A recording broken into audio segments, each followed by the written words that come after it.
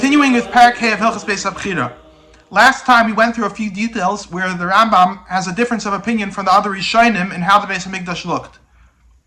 And today we're going to focus on one of those details, and that's the placement of the Beis Hamoked in regards to the Azara. So the Mishnah in Maseches Mitzvos describes that there was this large building called the Beis Hamoked, and in this building there were another 4 small lishkos, and the Mishnah says that 2 of these lishkos were kodesh, and 2 of these lishkos were chol. So most Rishonim understand that how could you have a building which 2 of its lishkos are kodesh and 2 are chol? That's because the Beis Hamoked, half of it was built inside the Azara, and half of the Beis Hamoked was outside the Azara. The Rambam, however, in Halacha Tes, says, Ubayis gadol haya b'tzad Azara. There was this large building called the Beis Hamoked on the side of the Azara, B'tzvayna, on its northern side. Mibachutz, it was outside the Azara. The whole building was outside the Azara. Now, if the building is outside the Azara, how do you have 2 lishkos inside this building that have the Kedusha of the Azara? So the Rambam finishes off this halacha, Ushnei psachim hayuloi. This building had 2 doors. Echad pasuach la'azara, v'echad pasuach la'chel. One of them was open to the Azara, and one of them was open to the chel.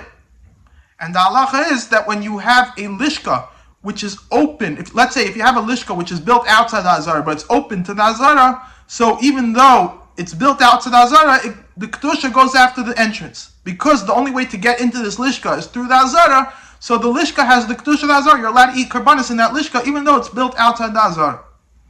So it seems from the Rambam that the Beis Hamoked, even though it was built outside the Azara, because it had one entrance to the Azara, half of the Beis Hamoked had the Kedusha of the Azara. But there's a big problem with this Rambam. There's a Tosefta which seems to clearly contradict the Rambam. The Tosefta says like this: if you have a building, a room, which is built inside the Azara, and it has an opening to the Harabayis and another opening to the Azara, so even though one of its openings is to the Harabayis, Kula Kodesh, the entire room has the Kedusha of the Azara. Why? Because it's built inside the Azara, and one of its openings is to the Azara. And then the Tosefta says, Bnuya b'chol, if you have a building which is entirely built outside the Azara, upsuch la'kodesh v'la'chol, and it has 2 entrances, one to the Azara and one outside the Azara, kula chol, then this entire building, this entire room is chol. Because it's built outside the Azara, and it also has an opening outside the Azara, it does not have the Kedusha of the Azara. Now this seems to be an open contradiction to the Rambam, because according to this, if the Beis Hamoked was entirely outside the Azara, even if it had an entrance to the Azara, its status should have been like outside the Azara completely.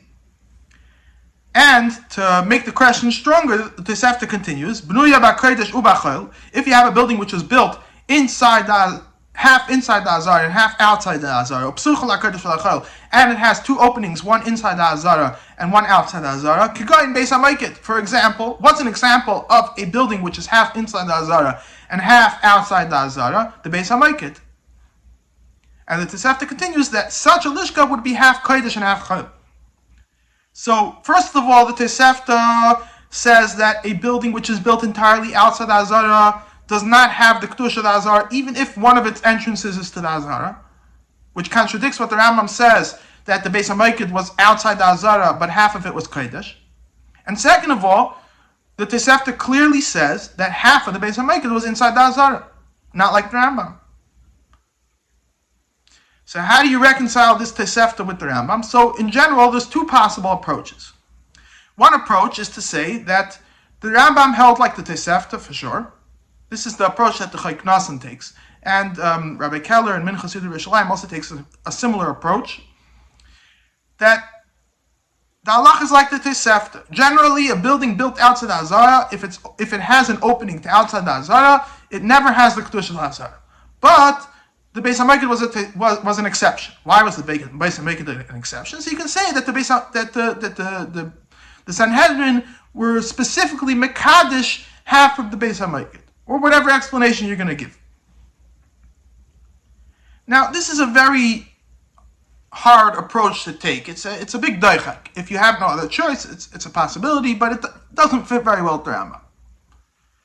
The second approach which you can take is to say, very simple, the Rambam doesn't paskin like the Tosefta.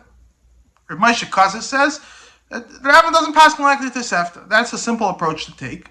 But then you need to explain why doesn't the Rambam pass like the Tosefta. Rav Moshe Kazis doesn't give an explanation. He says as a matter of fact, the Rambam doesn't. You have to say, you have no other choice. You have to say that the Rambam doesn't pass like the Tosefta. Why not? Go ask the Rambam. Those are the two approaches. Now, there's always the third approach, which is to change the girsa. But you don't change the girsa just because you feel like that. But recently I was looking in the Tosefta, and I noticed that there are a few achronim which actually had a different girsa in the Tosefta than the standard girsa. And if you look at their girsa, you see that there is no question on the Rambam. So it seems very clearly that the Rambam had this different girsa which some of the achronim have, and based on that, the whole question falls away. What's this girsa? At the end of this Tosefta, the last two lines, the Tosefta, the way in the standard girsa, the way we have it, the Tosefta says that this whole thing that if the building is built outside the Azara but open to the Azara, then it has the Kedusha of the Azara. If it only has, that would only be if it has, according to the standard girsa of the Tosefta, that would only be if it only has one opening.